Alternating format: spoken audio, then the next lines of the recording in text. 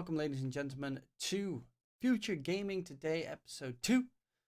First off, I want to start off by mentioning that Sat DM has won the giveaway of last week, so I'll quickly send him a message and yeah, he can collect his game, his free game to choose from of the games last week. But we'll get right into the first couple of games. Well, Rescue Party Live is a party game in the trend of Overcooked, where you have these small little characters trying to make their way through a couple of very challenging levels. You can play this, of course, co-op with your friends, which makes it absolutely great.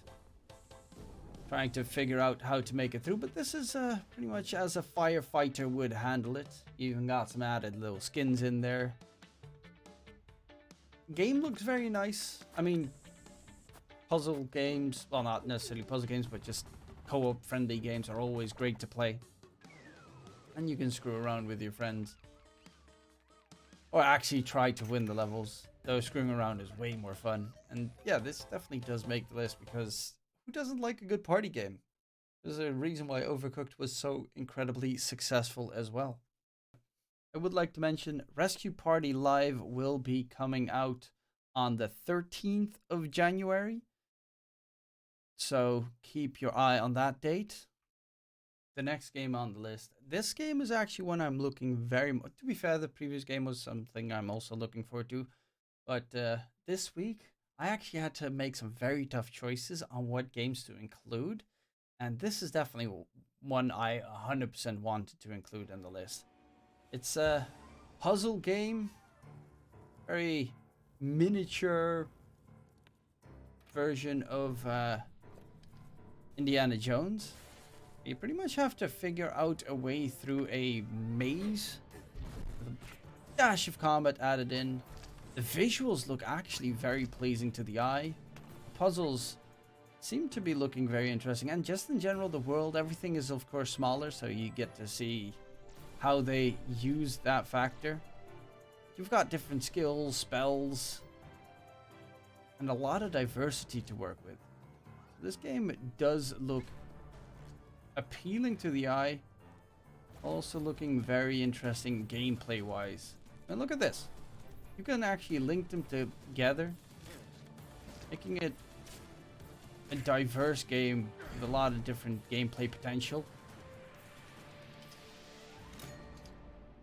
And in general, I just love the aesthetic of it. This is even throwing in a little bit of BM right at the end. The rest, the other games are all trash, and this one is beautiful. But yeah, definitely liking this one for the entries. Also, before I forget, Superland 6 Inches Under will be out on the 14th of January. Another game where you know, want to keep an eye on the date. That's in a couple of days. This game definitely looks, again, like great fun. For the third game in the list, we got something that looks very Mario inspired, but I love a good platformer, and even though it has been done before, I love just the fact that you can swap 2D with the 3D on the go. This is Neko Jump. It is, well, you pretty much play a cat. Once you see a roadblock, you head back towards the 3D view and play from that point on. Has a bit of combat added in as well, but in general, the game looks honestly sublime. It pretty much just reminds me very much of Mario, but then again, Mario is not on the PC, so now you can play a sort of Mario platformer on the PC, but with very cute little kitties that you can add skins to. Rip cat, F in chat.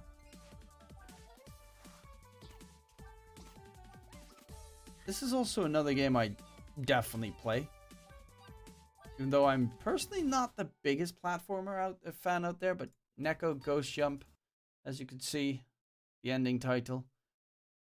It is another solid game to be picked up this week. If you're looking for a nice little relaxing kiddie adventure platformer, Don't look any further because Neko Ghost Jump is the game for you. And before I forget, Neko Ghost Jump will be released on the 11th of January, which is, well, by the time this video goes live, pretty much today. And on number 4 of our list, we've got Libra or Libra. I don't really necessarily know which one of the two, how to pronounce it. But this game will be coming out on the 11th as well, aka today. This story is not about me. This story is not about this guy. This story is about nobody. It's not even about us. Yep. Who's the story about? Of a fight against the powers we are unable to understand. Why the hell didn't you hit him? It's about overcoming yourself. I don't know how to punch. Overcoming the Look, challenge. that voice acting is solid though. It's about time. With puzzles, a kind of platform-esque idea. Pistols, looks like some zombie monsters. Oh, actually, that looked like a knight. It's to the right. There's boat in the water, which Fear. doesn't look great. Most of all, what year was it? What year? 20, of course.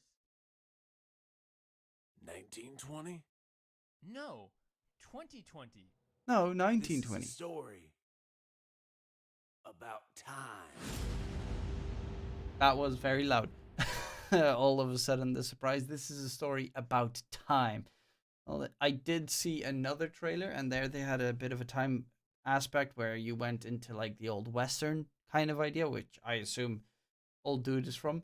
And there was castles with knights and everything. So they're traveling a bit through the time. There's some puzzles in there. There's a bit of combat. The visuals are reasonably pleasing. You also have some nice climbing and whatnot in the game. It looks like a solid one to play if you're into kind of an Uncharted vibe. Depends on, of course, the price with a game like this. Most of these games tend to be dependent on the price if you'd play them, but if there's a good sale, wow, yes, English. If there's a good sale or a good steal, definitely another game that you could hit up if you're trying to scratch that Uncharted itch. Well, next on the list, number 5, if I'm not mistaken. 1, 2, 3, 4, 5. Yes, we've got Deadpoli Zombie Survival in a very early alpha version, but it's pretty much a zombie survival game set in a city where you can play, well, where you pretty much just take down zombies. And, well, who hasn't seen one of the 50 million zombie survival games in the last years?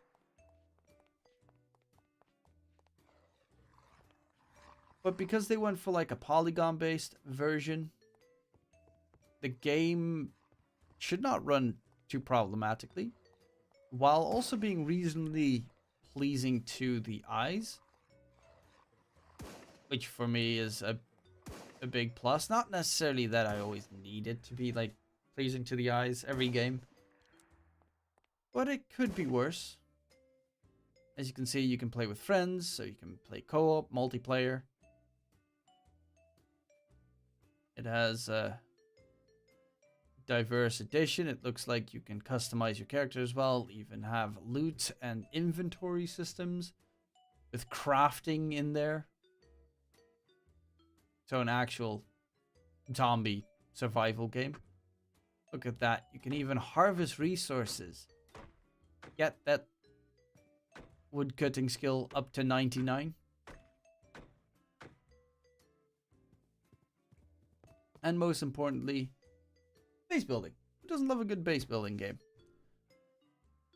Adjust everything, add stuff on shelves or build closets, add stuff in there, as you can see slightly further down the line. I mean, this is a pretty lengthy trailer. You can really customize your house.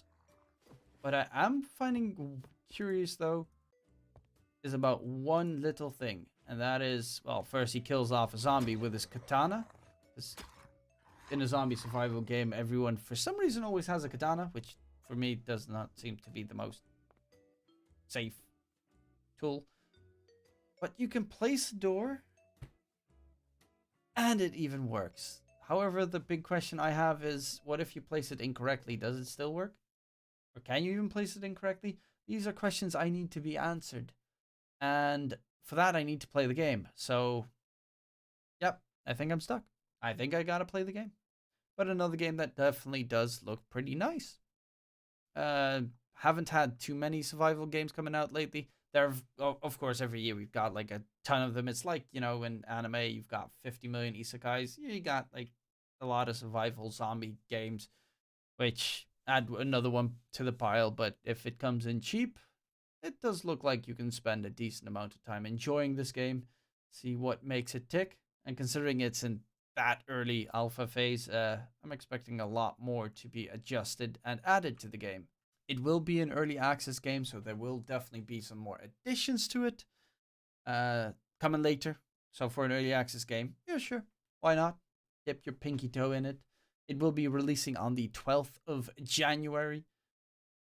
So another game added to your list, your watch list of what might be the big, beautiful game coming up next.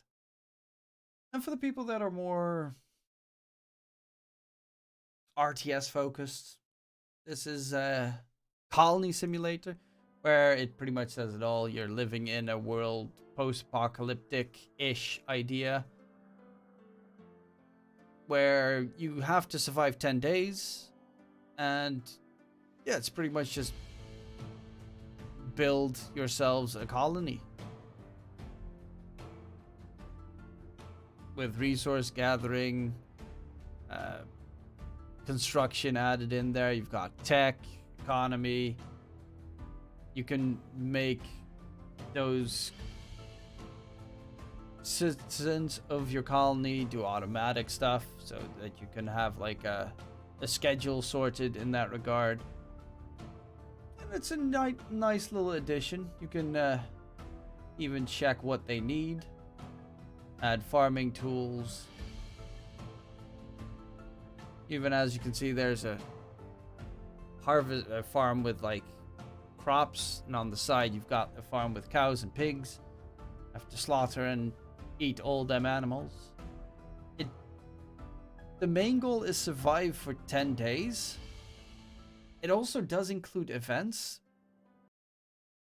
The question for me is pretty much how much is there included in the game. It looks nice. It looks like a decent amount of fun, but how much does it expand? How many different events are there? Those are, you know, is there enough content for the game? It looks nice. It looks, again, appealing to the eyes. I do love the very simplistic game design for a lot of these games where you don't have to have like the super detailed Unreal Engine kind of vibe and still have a game look good enough to play, where you work with vectors, polygons, and whatnot to make it still nice visually, but also not make it completely destroy your PC, which for me, at least, well, not specifically for me, but for a lot of people is a very important factor.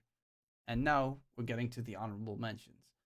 These are games that I wanted to include in the list, but are not worthy. Well, not necessarily not worthy, but I don't want to devote too much time on them. And number one for the honorable mentions, it's pretty much a MOBA deck building game. It looks very similar to, you know, any of these other mobile games. Honestly, this could definitely easily be a mobile game. But yeah, it's deck building, co-op multiplayer, MOBA-esque. But it does definitely look interesting. You've seen plenty of games like it on your phone previously in the past. I think Minion Masters on Steam as well is kind of... It's not the same, but it has similar vibes. Crystal Clash, even the look of it, it looks very, you know, Clash of Clans, Castle Clashers, whatever they're called, kind of vibe. But the game, honestly, like, if you're looking for a fun little game to play with a friend, yeah, Yeah, sure. Looks not bad. And the next one for the honorable mentions. I mean, this is probably the biggest game coming out this week. God of War for the PC. By far. The reason I'm making this an honorable mention is because this game already was released on the PlayStation 5. So I don't want to have it as like a main game, but it is, you know, it's God of War. It is the best and the biggest game coming out. And for a only PC player, actually I have a Switch. For a player that likes to go both ways, this is another game that, I mean, this just looks cool. It will be releasing on the 13th, if I'm not mistaken. Any weapon. And it is God of War. Like, look at the visuals on this. Actual AAA title. Big freaking pog. Oh, the brutality added in. The road ahead is long and unforgiving. Yeah, without a shadow of a doubt, this is definitely a worthy game to be included on the list, even though it is only as an honorable mention. Because just think of the fact that people can mod this game. The different mods. Oh, January 14th. Ha! I'm wrong. Ha! Ike Truman is always wrong. That would not be the first and definitely not the last time. And last one on the list. It is another game that has been ported to the PC. Monster Hunter Rise. A game that has been previously released on the Switch. Will now be coming to PC as well. Personally, I've never played a Monster Hunter game. I've played a game that is fairly similar to it. But I do know that it is very popular among a ton of people. Really, that is the way they're announcing it. High frame rates. Optimized keyboard and mouse controls. I would assume so, considering this is a PC game at that point. Oh, an elf thing. Voice chat. Okay, that's probably the best. Ultra wide display. I mean, it's pretty much just Monster Hunter, but again, it's another game that just got ported, so didn't want to add it to the normal list. But it's a nice third honorable mention. Well, that was the list, ladies and gentlemen. If you enjoyed, don't forget to like and subscribe to my YouTube channel. The winner of last week's contest was SatDM. He gets to choose one of the games. I'll be contacting him soon. And hopefully you all have a wonderful day. In case I don't see you, good afternoon, good evening, and good night.